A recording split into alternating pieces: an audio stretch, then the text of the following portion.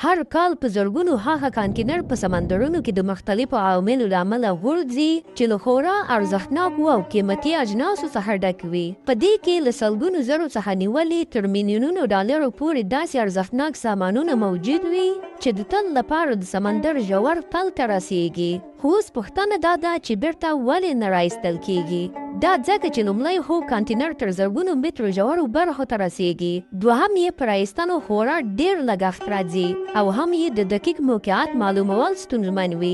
په داسې حال کې چې د ټایټانیک کښتۍ ملبې ته د میلیونونو ډالرو لګولو سربیره لاسرسی امکان نه لري، نو دې کانټینرونو ته به څنګه لاسرسی وشي؟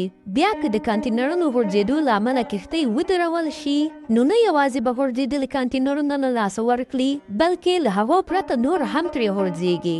دا یوازې انسانانو ته نه، بلکې سمندري حیواناتو ته هم دروند زیان اړوي. خو تر دې زیات تاریخي زیان چې په کال 1978 کې سمندري حیواناتو او سمندر ته واختی، د سوپر ټانکر اومیګو کوډز په نوم د تیلو یوې لویې سمندري بېړۍ اوښتل و. دا سمندري لویه بېړۍ چې د فرانسې هېواد ته نږدې په سمندر کې له ساحلي لویو ډبرو سره ټکر شوه، د 240,000 ټنو تیلو بهېدنې له امله دا سمندر او سمندري ژویو ته تر ټولو تاریخي او په لویه کچه د زیان اوښتلو ریکارډ و.